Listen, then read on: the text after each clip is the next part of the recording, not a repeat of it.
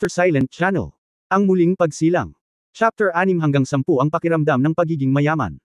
Naturally, hindi alam ni Hong Dali kung gaano nag-aalala ang mga magulang. Ang alam niya lang ay nag-aalala siya ngayon nawalan siya ng 230,000 yuan sa loob ng 2 oras. Ayon sa kapangyarihang bumili ng mundong ito ay talagang isang napakahirap na gawain. Hamon, dahil halos nakalkula niya ang katotohanan sa pamamagitan ng iba't ibang sideline na pag-uusap kay Tang Moxen na ang kapangyarihang bumili ng RMB sa mundong ito ay halos 5 beses kaysa sa lupa. Sa madaling salita, kung ang 230,000 yuan dito ay dadalhin sa lupa, ito ay katumbas ng 1,000,000 yuan. Naubos ang lahat sa loob ng 2 oras. Para kay Hong Dali, tinatayang isang himala lamang ang magiging posible upang makumplito ang naturang gawain. Pero kahit na ano, alang-alang sa aking munting ari, dapat talunin ang aking pamilya at dapat sayangin ang aking pera. Balak mo ba talagang pumunta sa Tube Rose para gumastos ng pera? Sa maikling 5 minutong paglalakbay, 6 na beses na tinanong ni Tang Moxen ang tanong na ito, nakaisip ka na ba ng paraan para gumastos ng pera? Huwag mong sabihin sa akin na gusto mo lang ang pinakamahal doon. Ako. Ang binibini lang na may pinakamasarap na alak.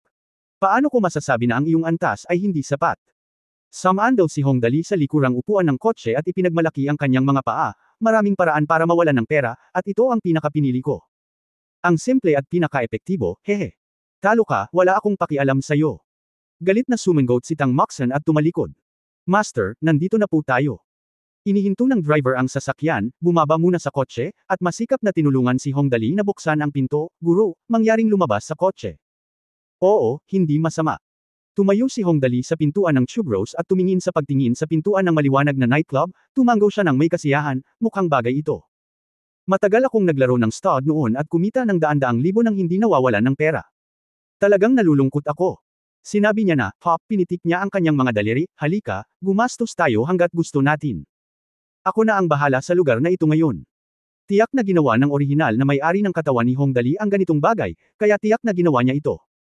Walang problema. Ginagarantiya, garantisadong, nakareserba ang venue. Nadama ni Tang Moxen na hindi pa siya natakot kaysa ngayon sa buong buhay niya. Gustong ibok ni Hong Dali, isang alibughang anak, ang lugar na ito. Siyempre magbubok tayo ng venue. Paano natin masasayang ang pera natin kung hindi tayo magpapabok ng venue? Nakangiting pumasok si Hong Dali sa pintuan ng Yelaishiang nightclub, magsaya ka, handa akong kunin ang mga bisita. Nagkatinginan ng 2 security guard sa pinto at umalis. Mula sa malayo, nakita nila si Hong Dali na bumaba sa isang napakarangyang limousine. Natural, hindi sila nang ahas na magkamali. Maingat nilang tinanong, Sir, maaari ko bang itanong ito? Pagkatapos magtanong, ang 2 security guard ay sumulyap kay Tang Moxen, na sumusunod kay Hong Dali, at ang driver ng bodyguard sa likod niya na nakasuot ng salaming pang-araw at may masamang mukha. Palihim silang nagpunas ng malamig na pawis, kaninong young master itong mayabang na ito? Siya ay 17 o 18 taong gulang pa lamang at karga-karga niya si girl, punta ka sa nightclub. Kung ano ang sinabi niya tungkol sa alibughang lalaki ngayon, ito kaya ang super alibughang anak ng pamilya Hong. Sa pag-iisip nito, ang 2 security guard ay hindi nang ahas na mag-alinlangan, at isa sa kanila ang pinamunuan si Hong Dali at ang iba pa sa loob. Ang isa sa kanila ay desperadong umakyat upang iulat sa may-ari ng nightclub, Boss, hindi ito maganda, hindi ito maganda. Hindi, ito ay mahusay. Ito ay mahusay. Ang security guard ay napaungol hanggang sa umakyat sa hagdan at nagmamadaling pumasok sa opisina ng amo. Siya ay pinalayas, ano ang nangyayari sa iyo? Ano ang masama at napakahusay sa parehong oras? Sabihin mo sa akin kung ano ang nangyayari. Oo, boss, isang magandang bagay, isang magandang bagay. Sinabi niya sa pinakamabilis na tono, hindi ko alam kung bakit ang sobrang alibughang anak na iyon mula sa pamilyang Hong ay pumunta sa aming nightclub. Boss, siya ang pinakasikat na alibughang anak sa kasaysayan. Ang sobrang alibughang anak, boss, nandito kami ngayong gabi. Siguradong kikita ka ng malaki.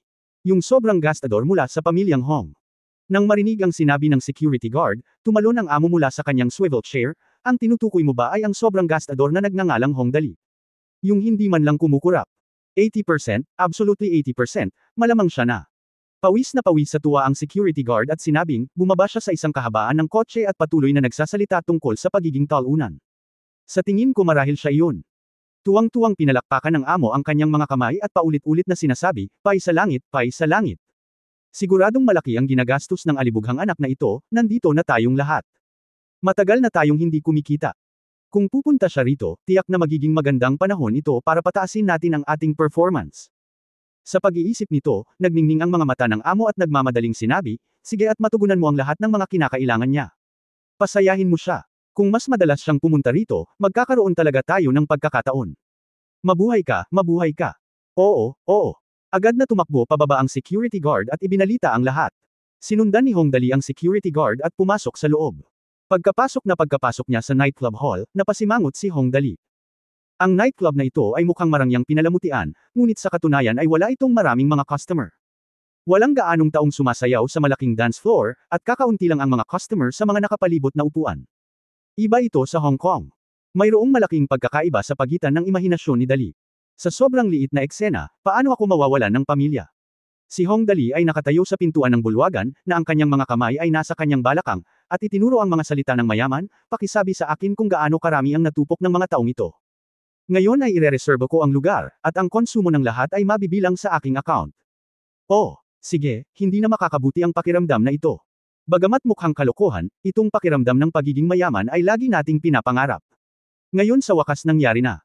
Napaluha si Hongdali. Oh sige. Si Tang Moxon, na nakatayo sa tabi ni Hongdali, ay hindi napigil ang umiyak, itinaas ang kanyang mga kamay upang takpan ang kanyang mukha, at gustong humanap ng bitek sa lupa para gumapang. Nakakahiya talaga ngayon.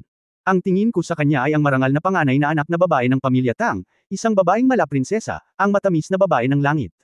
Kailan pa siya nakagawa ng kahiya-hiyang bagay? Mukhang natulala ang driver. Ang young master na ito ay talagang hindi isang ordinaryong tao. Ito, matapos magtrabaho bilang security guard sa napakaraming taon, ito ang unang pagkakataon na nakakita siya ng taong kayang gawin ang ginawa ni Hongdali. Saglit siyang nag-alinlangan, hindi sigurado kung papayag ba siya o hindi. Buti na lang at hindi nagtagal, tumakbo ang security guard na nagulat ng balita at bamulong ng ilang salita sa kanyang tainga. Pagkatapos nito, sabay-sabay na tumango ang dalawang security guard, okay. Agad-agad, isang security guard ang masigasig na humahantong sa daan.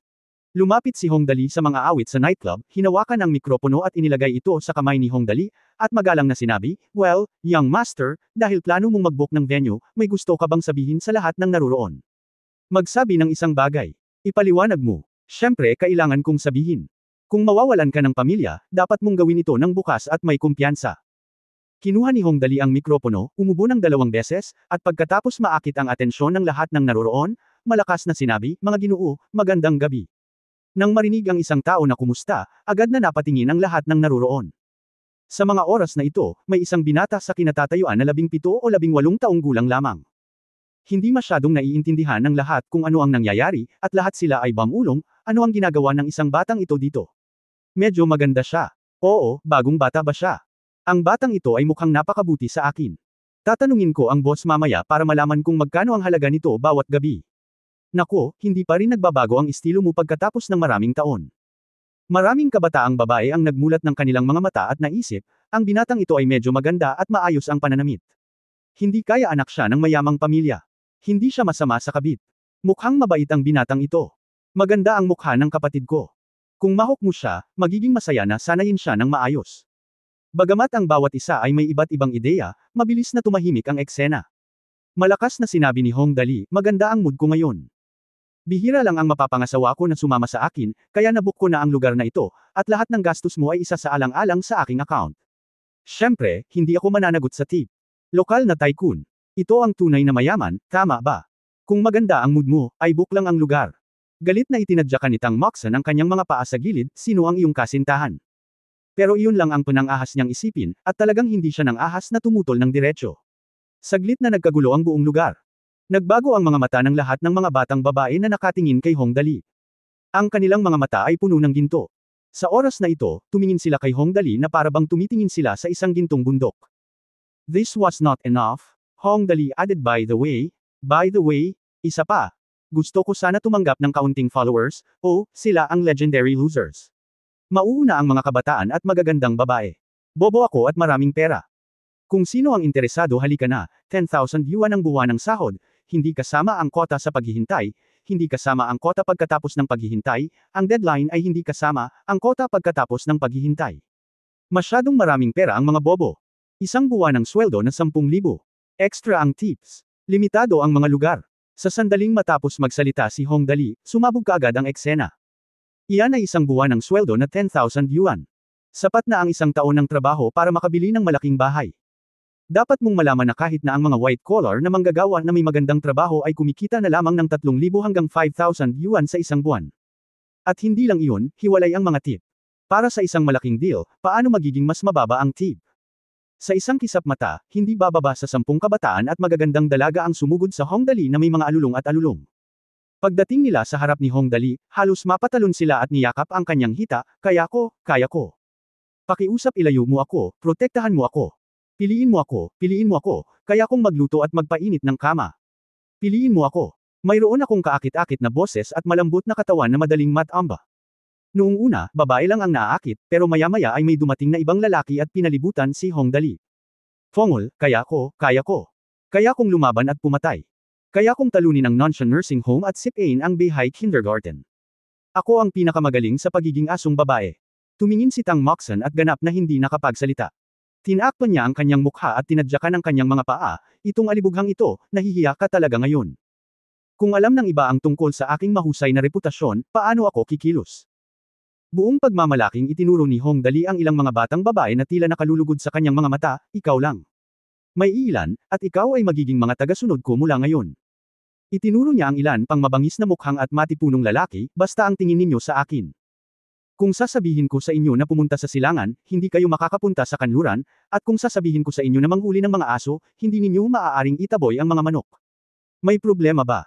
Ang mga batang babae at ang binata ay nakatayo sa atensyon, talagang walang problema. Tumango si Hong Dali nang may kasiyahan, tawagin mo na lang akong young master, hehe. Sabay-sabay na sigaw ng mga natalo. Lahat ay dapat sundin ng young master. Kabanata 7 kailangang kumilos ang alibughang parang alibughang. Matapos marinig ang pagpili ni Hong Dali, biglang napabuntong hininga ang ibang hindi napili at palihim na sinisi ang kanilang mga magulang sa hindi pagbibigay sa kanila ng magandang balat para gawing torpe. Ito ay talagang hindi makatwiran. Paano pa masasabi na ang hitsura ay napakahalaga? Ang babae ay hindi maganda, ang lalaki ay hindi mabisyo, at walang pagkakataon na maging asong babae. Sa mga hindi matalino, hindi sila maaaring treatuhin bilang mga asong babae. Tingnan kung gaano kabilis at katiyakang binago ng mga taong ito ang kanilang mga pangalan. Mapapasaya nito ang master, tama ba? Sa oras na ito, napakasaya ni Hong Dali, well, yes, I have a good eye. Driver, nasaan ang driver? Driver, nandito na ang subordinate ko. Hong Dali, 1, 2, 3, 6, 7. 6 na babae 3 lalaki, bigyan sila ng 3 kotse. Dapat ay magandang sasakyan sila, yung tipong magbubulag-bulagan kapag lumabas sila. Ang lalaki ang magiging driver, at ang babae ang uupo sa likod. Magmumukha kang engrandi kapag lumabas ka. Pinunasan ng driver ang kanyang pawis. Okay, ang mga subordinate ko na ang mag-aayos ngayon. Sabi niya at nagmamadaling lumabas para tumawag. Biglang tumibok ng malakas ang puso ng 6 na babae at 3 lalaking napili. Pagtingin kay Hong Dali, para silang mga debotong mananampalataya na sumasamba sa mga Diyos. Tungkol naman sa iba pang mga taong hindi napili, lahat sila ay pumutok sa kanilang mga dibdib at bamantong hininga, nagbubuntong hininga na ang Diyos ay walang mga mata. Okay, halika dito. Itinuro ni Hong Dali ang pinakamagandang babae sa siyam na bastards, na mga 22 o 23 taong gulang, at sinabing, ibuhos mo ako at ang aking asawa ng inumin, at itinuro muli. Sinabi ni Tang Moxon sa natitirang mga tao, nakita mo na ba siya? Siya ay magiging iyong may bahay mula ngayon. Ang kanyang mga salita ay akin. Walang pagtutol ang pinapayagan, naiintindihan mo ba? Ang natitirang 8 natalo ay agad na tumango at yumuko kay Tang Moxon, Mistress Good. Salamat, Mistress. Namumula sa galit ang magandang mukha ni Tang Moxon at patuloy niyang tinatapakan ang kanyang mga paa, sino ang iyong ginang? Tanging. Kayang gawin ito ng alibughang tulad niya, huwag mo akong hilahin palayo. Oo, susundin ko ang mga turo ng ginang. Sinabi ko sa iyo na hindi ako ang may bahay. Si Tang Moxon ay labis na nabalisa. Ngayon, sinamahan ko si Hong Dali na lumabas at gumastos ng pera. Ang desisyong ito ay talagang mali sa sukdulan, lubhang mali. Sa tingin ko siya ay isa ring napakatalino na babae, ngunit sa ilang kadahilanan kapag siya ay nasa paligid ng Hong Dali, may mga palatandaan ng isang matalim na pagbaba sa kanyang IQ. Talagang natakot si Tang Moxon na magkaroon siya ng Alzheimer's disease kung mananatili siyang ganito. Walang pakialam si Hong Dali. Pinitik niya ang kanyang mga daliri at isang lalaki ang lumuhod at dinilaan ang kanyang mga binti, young master, ano ang gusto mong gawin ko? Labis na nasiyahan si Hong Dali sa kanyang reaksyon at direktang ibinato sa kanya ang bank card. Pumunta ka, hilingin sa manager na i-swipe ang iyong card. Bawat isa sa inyo ay magbabayad ng 5,000 na bayad sa serbisyo. Siya nga pala, kalkulahin kung magkano ang gagastusin ninyo ngayong gabi. Kung magbibigay ka ng 5,000 na bayad sa serbisyo sa pulong na ito ay katumbas ng pribadong pera. Agad namang nagpasalamat ang 8 bastard at sinabing, maraming salamat, young master. Young master, tatamasahin ko ang walang kamatayang pagpapala magpakailanman at mabubuhay ako hanggat nasa langit. Well, hindi ganoon kaganda ang physical fitness ko, kaya ang mga salitang ito ang pinaka-komportableng pakinggan. Tumawa ng malakas si Hong Dali, mag-usap tayo dali. Tara na at maupo tayo dyan. Aba, nasaan ang mga ilaw? Halika, halika. Tama, ano ang tinitingnan mo? Pagkanta, kailangan ang iyong tip. Ano ang ibig sabihin ng maging mayaman? Ano ang ibig sabihin ng isang alibughang hindi kumukurap ito ay?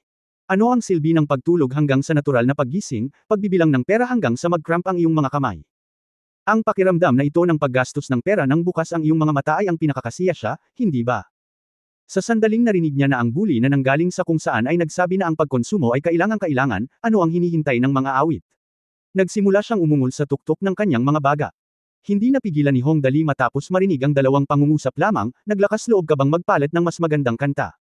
Kung patuloy kang kumakanta ng ganito, hindi man lang ako makakainom ng tubig. Oo, nagmamadaling pinalitan ng mga awit ang kanta sa takot. Ngunit hindi pa rin umabot sa pandinig ni Hong Dali ang binagong kanta. Hihilingin pa sana siya ni Hong Dali na magbago muli, nang biglang may nangyari sa kanyang puso, at naisip niya sa kanyang sarili, karaniwan, kung bibigyan ko siya ng tip, gaano man siya katanga, dapat alam niya kung paano baguhin ang kanyang mga kasanayan sa pagkanta. Ngunit nakagawa siya ng isang pangit na kanta, at tila gusto ito ng ibang tao. So, normal lang ba sa mundo na kumanta ng mga kanta tulad ng Tears That Swell the Granger? Gustong pakinggan ito ni Hong Dali bago siya maglakbay sa panahon. Kumanta, dahil isa ito sa ilang bagay na maaari mong gawin upang makapagpahinga at hindi gumastos ng pera. Ang pakiramdam ng pagbabasa ng isang nobela na may headphone sa aking mga tainga ay sadyang walang kapantay. Kung ang lahat ng mga kanta sa mundong ito ay may ganitong uri ng birtod. Pakikinig sa Tears Behind Bars ay magpapalungkot lamang sa aking orihinal na magandang kalooban, tama ba? Young Master, Madam, narito na ang mga inumin. Habang iniisip niya ito, ang pinakamagandang dalaga, isa sa siyam na dogleg, ay may hawak na isang high-end at high-grade na pilak na tray sa kanyang kamay, na may dalawang kumikinang nalilang ilaw sa loob nito. May hindi kilalang likido sa baso, na amoy jasmine at napakasarap tingnan. Ito ay nagkakahalaga ng pagbanggit na ang katulong na ito ay talagang hindi kapani-paniwalang matalino. Maya-maya, nagpalit na siya ng maid outfit.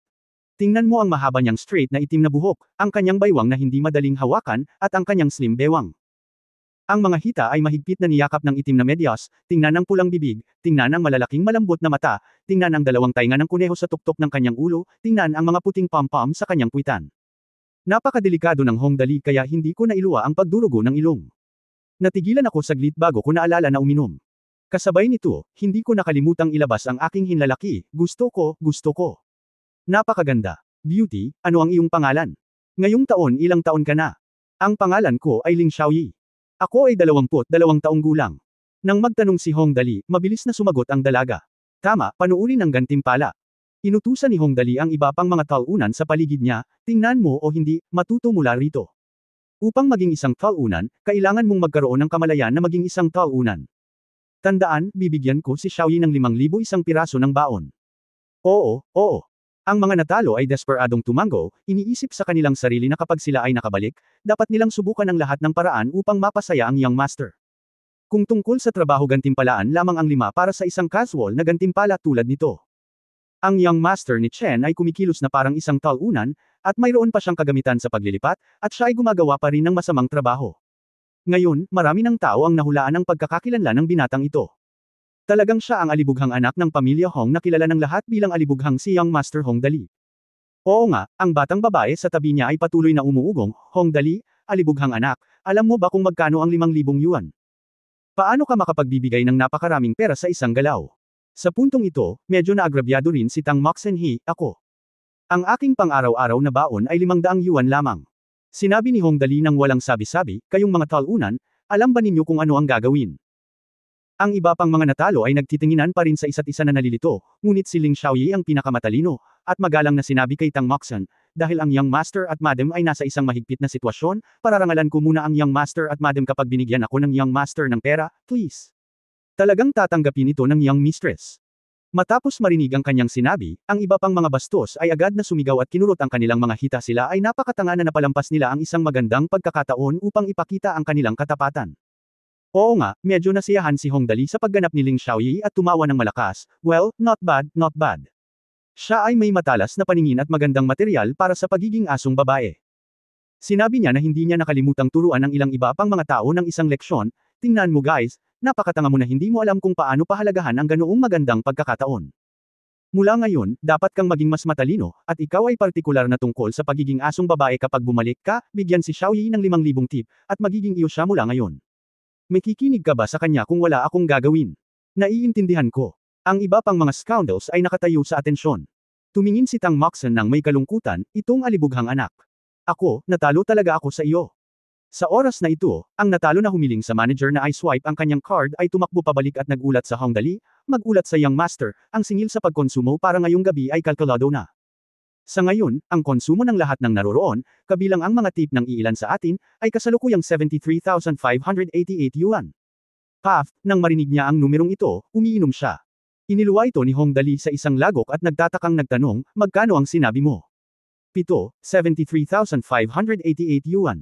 Pinunasan ng natalo ang kanyang malamig na pawis, Young Master, ang pera ba na ito ay medyo sobra, maramihan. Shit. Sa napakaraming tao, kasama ang lahat ng mga tip, ang kabuuang halaga ay 73,588 yuan. Mabilis na kinuha ni Hong Dali ang Big Prodigal System sa kanyang isip, at pagkatapos tingnan ito, bigla siyang nagalit, wala akong gaanong pera para magsimula, at ang tip na 50,000 yuan ay hindi kasama dito. Tiyak na gumagastos ako ng pera sa maling paraan. 1.5 oras na lang ang natitira, at kailangan pa rin ng 1,912 para makumplito ang gawain. At hindi kasama ang tip. Ngunit napakaraming tao sa nightclub na ito ang gumastos lamang ng mahigit 20,000 yuan sa kabuuan, kaya gaano katagal bago makumplito ang gawain. Halatang huli na para magpalat ng pwesto ngayon. Nag-isip sandali si Hong Dali at nagutos, ipaalam sa akin, ipaalam sa manager, boss, at mga bisita na naroroon, at hilingin sa kanila na tawagan ako ng kanilang mga kaibigan at iba pa. Ngayong gabi babayaran ko ang lahat ng gastos, kaya go. Okay, okay. Pinunasan ng talunan ang kanyang pawis at tumakbo palabas para magsumbong. Natahimik si Tang Moxon sa nakita, ang alibughang anak na ito ay talagang handang gawin ang lahat para sa kapakanan ng alibughang pamilya. Imposibleng hindi makonsela ang kasal. Habang iniisip niya ito, ang may-ari ng Yelesiang nightclub ay nagmamadaling lumapit at naghintay. Sa harap ni Hong Dali, pinunasan niya ang kanyang pawis at nagtanong, Master Dali, iniisip ko kung may oras ka, maaari mo bang pakinggan ako ng ilang salita? Napasandal si Hong Dali sa sofa, habang pinipisil ng ilang kasambahay ang kanyang mga binti at binalatan ng prutas. Ang binalatan na prutas ay mukhang kasing sexy. Kumain siya ng binalatan na ubas at saka bamantong hininga, ano ang problema? Hindi mo ba nakita na abala ang Young Master na ito? Ang pagiging alibughang anak. Kung gayon natural na dapat mayroon kang kamalayan ng isang alibughang. Kung wala ang istilong ito, tiyak na hindi ka magiging matagumpay na aliberga. Kabanata 8 isang magandang lugar para gumastos ng pera. Sa pagharap sa eksenang ito, pawis na pawis ang may-ari ng nightclub. Bagaman siya ay karaniwang itinuturing na isang kagalang-galang na tao, hindi pa siya nakakita ng ganoong eksena. Sa simula, hindi siya nang ahas na maupo sa pantay na katayuan ni Hong Dali. Sa oras na ito, nakaramdam siya ng kaunting dwarf at nagtanong ng may paggalang, Master Dali, iyan ang nangyari. Hindi ko alam. Maaari mo ba akong tulungan? Oh, anong misteryoso dito? Ininom ni Hong Dali ang inumin sa isang lagok at itinagilid ang ulo sa 3 lalaking nakapaligid sa kanya. Sa pagkakataong ito, mas matalino ang mga manloloko. Agad silang humakbang at hinanap ang may-ari ng nightclub. Walang nahanap na sandata sa pagpatay. Pagkatapos ay tiyak na nagulat sila, Young Master, lahat ay ligtas. Napatulala ang may-ari ng nightclub. Medyo maingat ang binatang ito. Sa katunayan, talagang walang ideya si Hong Dali kung ano ang masamang intensyon ng may-ari ng nightclub laban sa kanya. Nais lamang niyang itatag ang kanyang autoridad. Mula sa tono at ekspresyon ng amo kanina, at sa katotohanang walang gaanong customer sa nightclub na ito, alam ni Hong Dali na dapat may layunin ng amo na pumunta sa kanya. Oo nga, nang tawagin ni Hong Dali ang lahat para mag-ingat at tanging siya, si Tang Moxon at ang may-ari ng nightclub ang naiwan sa eksena, sinamahan siya ng may-ari ng nightclub at sinabing maingat, Master Dali, ganito po ang nangyari. Ang nightclub namin ay dahil sa hindi maganda ang management at walang masyadong customer. Bihira lang na nandito si Master Dali ngayon. Gusto kong tanungin kung may ideya ba si Master Dali na kunin ang nightclub na ito para sa master ko. Sa hinaharap. Oh, pumunta sa iyong pinto at humingi ng isang benta. Naisip ni Hong Dali sa kanyang sarili, sabik na sabik siyang magbenta. Mukhang malaki ang nalulugi niya rito sa loob ng isang buwan, na medyo naaayon sa aking misyon na maging alibughang. Kahit na ganito ang naisip niya, hindi na si Hong Dali ang alibughang dati. Si Hong Dali ay isang alibughang may mga mithiin, layunin at ideya, ngunit iba iyon. Kaya naisip ito ni Hong Dali at nakangiting sinabi, bagaman ako ay isang aliberga, tiyak na ang iyong lugar ay medyo mahal. Oh, tingnan mo ang dekorasyon at ang gusali. Baka hindi ko ito kayanin.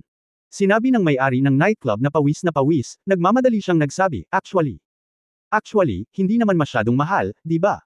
15 million. Ang buong building plus lahat ng dekorasyon at parking plaza sa harap ng building, all in total, nagkakahalaga lang ng 15 million. Paano na? Kailangan lang umuwi ni Master Dali at sabihin kay Mr. Hong na talagang maraming potensyal dito. 15 milyon. Hinawakan ni Hong Dali ang kanyang baba, maaari kang kumita ng malaki sa pagkakataong ito. Gusto ko ito. Habang siya ay bumubulong, sinipa siya ni Tang Moxon ng malakas at nag-aalalang sinabi, talo ka, magagamit mo ba ang iyong utak? Ang lugar na ito ay nasa labas na ng 4th Ring Road, at ang lupa ay napakamura. Oo. Kahit na ito ay isang komersyal na gusali, ang pinakamataas na halaga ay 15 milyon. Zinkson, pinupuri kita. Yan ang hinihintay ko. Bagamat kailangan kong mawalan ng pamilya, baka hindi ako mapakinabangan sa ganoong kalaking paraan. Halos tuwang-tuwa si Hong Dali sa kanyang puso, ngunit sa panlabas ay tumutol siya, kung hindi mo na ako bibigyan pa, maaari ko bang ipakita ang aking alibughang espiritu? Ang pangungusap na ito ay nagpangiti sa may-ari ng nightclub, at pagkatapos ay binago ni Hong Dali ang kanyang tono, 1500 lang. Sobra-sobra na si Juan. Kahit nahilingin sa akin ng pamilya ko na gumastos ng pera, hindi ko kayang magbayad ng napakaraming pera sa isang pagkakataon. Ano ang dapat kong gawin? Pagkatapos ng lahat, si Tang Moxon ay nominal na fiancé ni Hong Dali. Tumutol siya sa gilid, Hong Dali. Manggahas ka bang maging isang talunan? Ipapatumba kita ngayon at kakalad ka rin kapalabas. Okay. Sumuko si Hong Dali, bakit hindi ako tumigil sa pagiging talunan sa bagay na ito? Ito ay isang no-brainer, at ang may-ari ng nightclub ay agad na nabalisa. Nag-invest siya ng kabuuang 6 na milyon sa nightclub na ito noon. Matapos itong buksan sa loob ng 3 o 4 na taon, dahil malayo ang lokasyon sa lungsod, hindi kailanman naging napakataas ng daloy ng customer. Sa karamihan, halos hindi ito mabubuhay ng hindi na bangkarote. Pagkatapos ng lahat, sa isang lugar na tulad nito, na napapalibutan ng mga ordinaryong gusali ng tirahan, ang antas ng pagkonsumo mismo ay hindi masyadong mataas. Kung walang pagkonsumo, paano siya kikita? Sa ngayon, paunti-unti na ang mga customer. Bawat buwan para lamang sa pagkuha ng mga waiter, security guard, singil sa tubig at kuryente, at iba pa. Kailangan nating magbayad ng 40,000 hanggang 50,000 yuan. Kung hindi natin ito ibebenta ng mabilis, masasayang ang lahat ng kita natin noon. Sa wakas, dumating ngayon si Hong Dali, isang kilalang alibughang anak sa lungsod. Kung hindi niya kayang samantalahin ang pagkakataong ito, baka patayin niya ito ng isang piraso ng tokwa. Kaya nang marinig niya ang pagtanggi ni Hong Dali, mabilis na nagkusa ang may-ari ng nightclub na ibaba ang presyo, alam ko rin na medyo mataas ang presyo. Paano ito? Bibigyan ko si Master Dali ng 20% discount, 12 million. Paano na? Ang 1,000, 2 milyon ay sobra pa rin, hindi, tiyak na umiling si Hong Dali. Bueno, Guru Dali, ano sa tingin mo ang nararapat? Pawis na pawis ang may-ari ng nightclub. Sa buong Tianjin City, ang tanging handang pumalit sa lugar na ito ay marahil itong alibughang anak. Kung sino paman, ang pinakamaraming maibibigay niya sa kanya ay 6 na milyon, na medyo mapagbigay. Hinawakan ni Hong Dali ang kanyang baba, at biglang kumaway kay Ling Xiaoyi na nakatayo sa gilid, Xiaoyi, halika rito, may itatanong ako sa iyo. Here you go, medyo maayos ang ugali ni Ling Xiaoyi, at nang makita niya si Hong Dali pagkatapos tumawag, agad itong lumapit at magalang na nagsabi, Young Master, kailangan mo ba akong tulungan ka sa anumang bagay? Tingnan mo ang bunganga ng batang ito, ang galing niyang magsalita. Nagtanong si Hong Dali, gusto ng may-ari ng nightclub na ito na ibenta sa akin ang lugar na ito. Maaari mo ba akong tulungan na makita kung magkano ang kabuuang halaga ng lugar na ito? Tinitigan ng may-ari ng nightclub si Ling Xiaoyi nang may pag-asa, at pagkatapos ay tuluyan siyang bumagsak. Mataimtim na sinabi ni Ling Xiaoyi, ito ay nasa labas ng 4th Ring Road. Ang mga ordinaryong tirahan ay nagkakahalaga ng humigit kumulang 1,000 yuan bawat metro kwadrado, at ang mga komersyal na tindahan ay nagkakahalaga ng mga 2,500. Ang nightclub na ito ay sumasaklaw sa isang lugar na humigit kumulang 6,000 metro kwadrado, at ang lugar ng pagtatayo ay humigit kumulang 2,000 metro kwadrado. Kung kinalkula sa paraang ito ay humigit kumulang 5 milyon batay sa gusali. Gayunpaman, sa katunayan, sa unang nightclub na ito, ang tunay na kita ay nasa itaas lamang. Maliit na halaga ang pagbibilang ng parking lot sa labas at ang dekorasyon ng tindahan, halos 6 na milyon ang kabuuan. Natakot ang may-ari ng nightclub nang marinig niya ito. Eksaktong 6 na milyon ang namuhunan niya, 3 taon na ang nakalilipas. Ngayon 3 taon na ang lumipas, ang halaga ay 6 na milyon pa rin, nakatumbas ng 3 taon ng trabaho na walang kabuluhan. Sino ba naman ang hindi nagmamadaling palitan siya? Hindi lang iyon, ang sumunod na sinabi ni Ling Xiaoyi ay mas malupit pa. Tsaka, young master, ang lugar na ito ay napapaligiran ng mga ordinaryong residential area. Ang mga ordinaryong tao ay bihirang pumunta dito para gumastos ng pera, at ang mga may kapangyarihan sa paggastos ay hindi pupunta dito, kaya kung walang hindi inaasahang mangyayari dito, mabuti na panatilihin ang balanse ng kita at gastos bawat buwan. Kung ang halaga ng negosyo ay hindi maganda 4,000, ito yuan sa isang buwan, na hindi masyadong cost-effective. Ganun ba, nakakatawa si Hong Dali. Tumingin siya sa pawis na may-ari ng nightclub at nakangiting sinabi, boss, ang lugar mo ay talagang magandang lugar para gumastos ng pera. Tagumpay o kabiguan daw ang negosyong pinaghirapan niya. Ito ay isang magandang lugar sa bahay. Hindi alam ng may-ari ng nightclub kung iiyak o matatawa. Maaari lamang niya itong samahan at maingat na sinabi, Master Dali, ako, siguradong makakapagbenta ako ng higit sa 6 na milyong yuan dito. Tingnan mo ang lokasyong ito, ang lugar na ito. Lokasyon, tiyak na magiging mas matipid kapag ang lungsod ay umunlad pa sa hinaharap. Ano pa ang gusto mong sabihin? Huminga si Hong Dali at bumantong hininga, ang gusto ko ay mas maginhawa para sa iyo na gumastos ng pera dito, iyon lang. Kung tungkol sa pagpapahalaga sa hinaharap, ano ang kinalaman nito sa akin? May kung ano sa likod ko. Sa ganoong kalaking baken, malamang na ang pamilyang Hong lang ang maaaring pumalit sa deal na ito sa isang pagkakataon. Si Hong Dali ay hindi natatakot sa anumang pagtutol mula sa kanya. Oo naman, ang may-ari ng nightclub ay ganap na hindi nakaimik kay Hong Dali, at hindi siya umimik. Pagdating sa pagsisikap na malaman ang sikolohiya, si Hong Dali ay hindi natuto ng sikolohiya ng walang kabuluhan sa loob ng 2 taon na siya ay nasa kolehiyo. He then continued with a smile, ngunit, hindi ko estilo ang maging talunan. Ituturing ko ang nightclub na ito bilang isang malaking talunan. Bibigyan kita ng dagdag na 2 milyon, na magiging kabuoang 8 milyon. Kung gusto mong ibenta ito, kukunin ko. It'll be really convenient to hold a party or something in the future. Itong pakiramdam na nasasayangan ay sadyang hindi magandang pakiramdam, hahaha. Sa pagdagdag nitong 2 milyon, hindi ba tataas ang attribute points ko? 8 milyon, nakatumbas ng paggawa ng higit sa 2 milyon sa 3 taon, na itinuturing na napakahusay. Mabilis na nagpa siya ang may-ari ng nightclub, oo naman, kung magsabi si Master Dali, tapos na ang deal natin. Sinabi ni Tang Moxon sa ang hater sa gilid ay nagngangalit ang kanyang mga ngipin, 8 milyon. 8 milyon, para lang talunin ang alibughang anak na ito. Ano ang silbi ng pagbili ng ganoong karumal-dumal na lugar? Naiinis talaga ako sa kanya, nakakapresko. Gusto ko. Natawa si Hong Dali at nagpatuloy, pero may kondisyon ako. Well, since binigyan kita ng extra 2 million na tips, dapat may benefits, di ba? Gawin natin, 8 million, hatiin.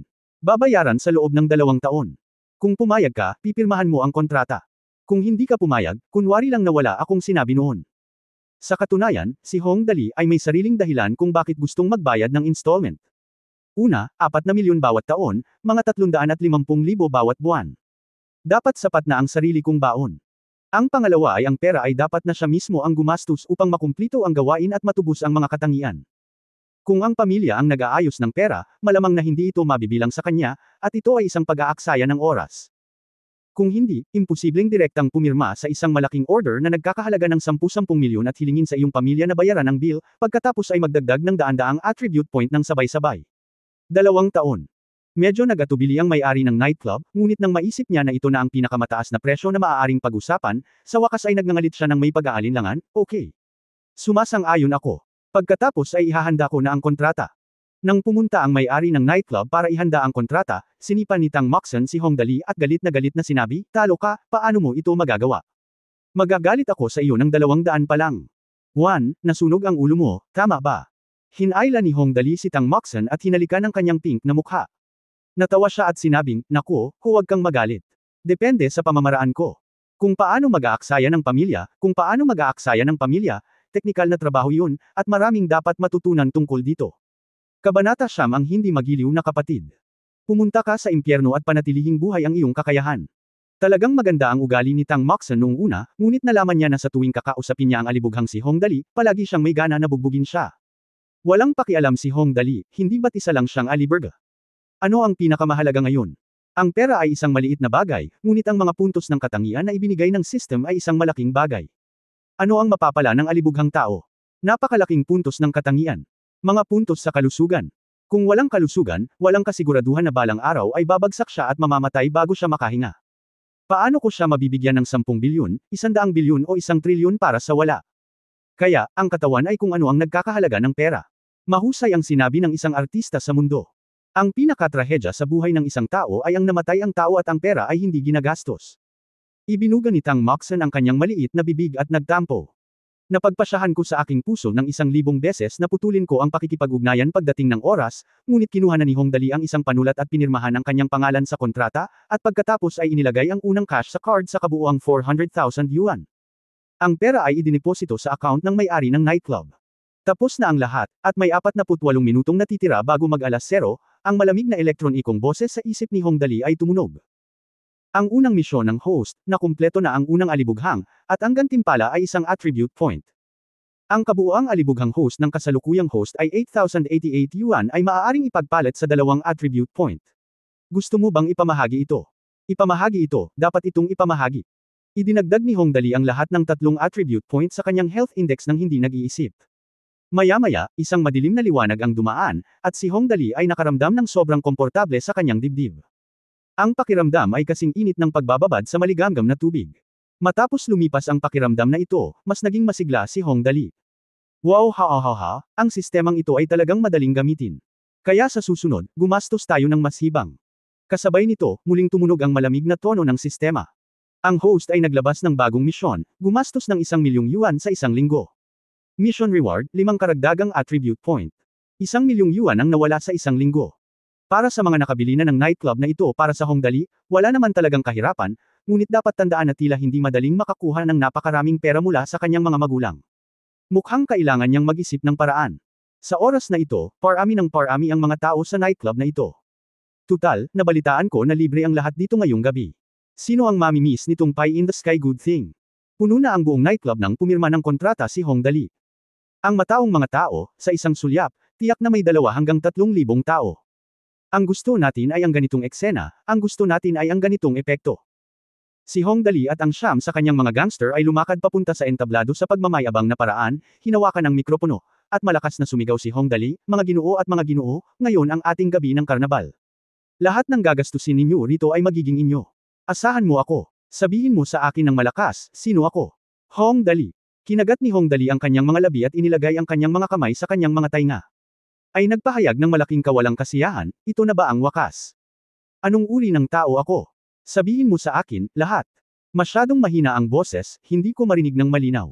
Nagulat ang buong eksena, Young Master. Young Master. Super alibughang anak. Ikaw ang araw sa aking puso, ang gabay na liwanag.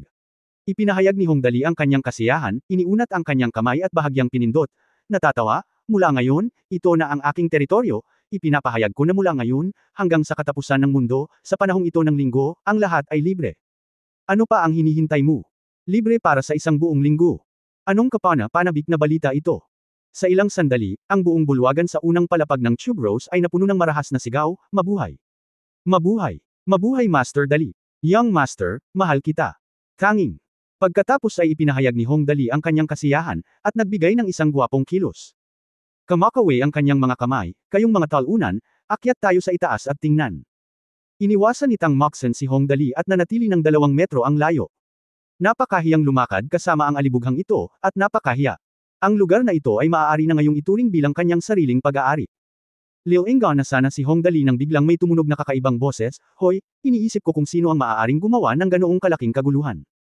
Totoong mahal kong kapatid ito, haha. Malamig at mapait ang boses, at kitang-kita ang hindi pagkamagiliw sa tono. Lumingon si Hong Dali at nakita ang isang binata na nakasuot ng silver gray na suit na papalapit kasama ang 2 bodyguard.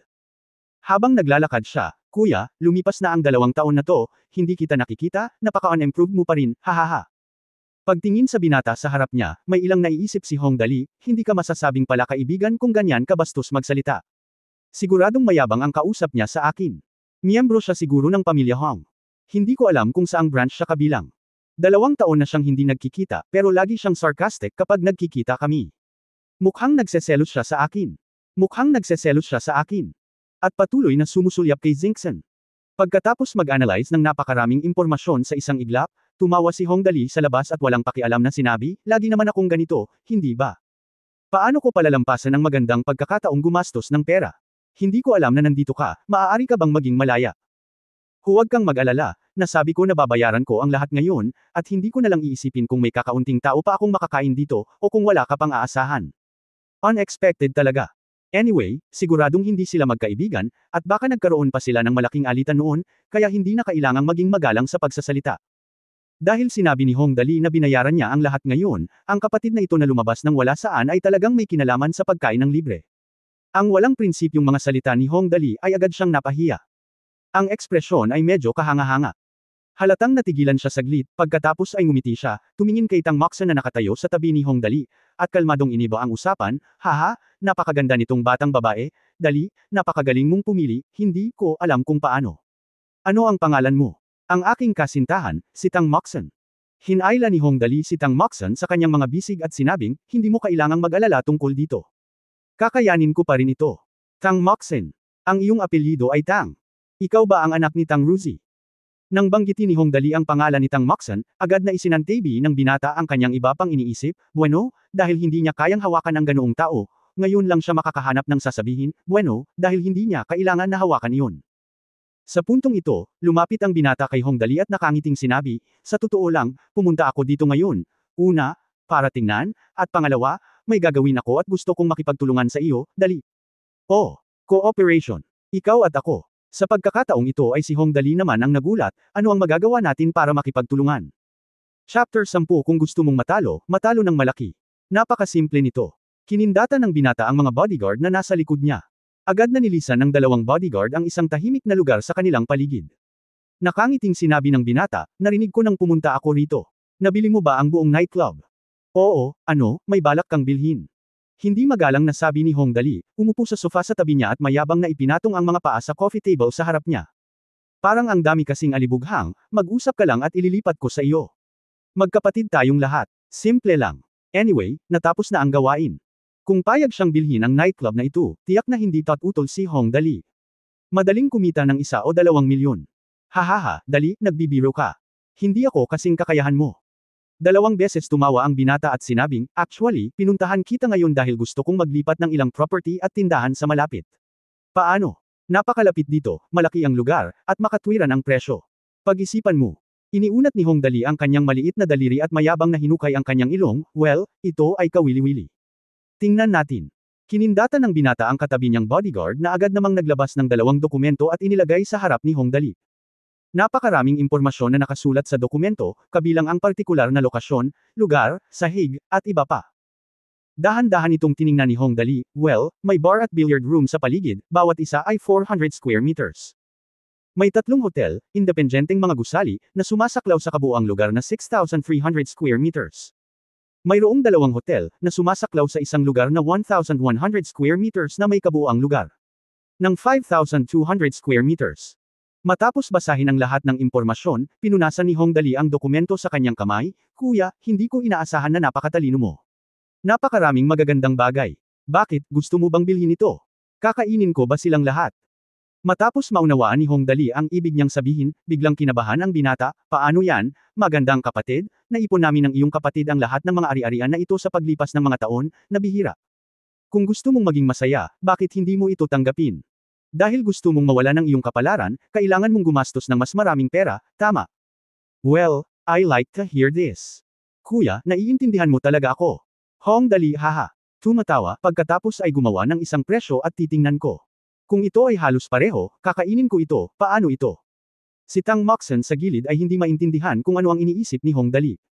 Halatang walang magandang intensyon ng binatang ito. Hong Dali, bakit mo pinag-uusapan ang pakikipagtulungan sa kanya? At sa napakaraming real estate, hindi ito maliit na halaga. Ngunit ngayon ay hindi na niya maintindihan ang antas na ito ng alibughang pag-uugali, kaya tumigil na lang siya sa pagsasalita at hinintay ang kahihinatnan ng bagay. Kahit na mahal siya ng mga magulang ni Hong Dali, malamang na hindi nila ito direktang gagawin. Ang mga ari-arian na ito ay nagkakahalaga na ng 20 hanggang 30 milyon, tama ba?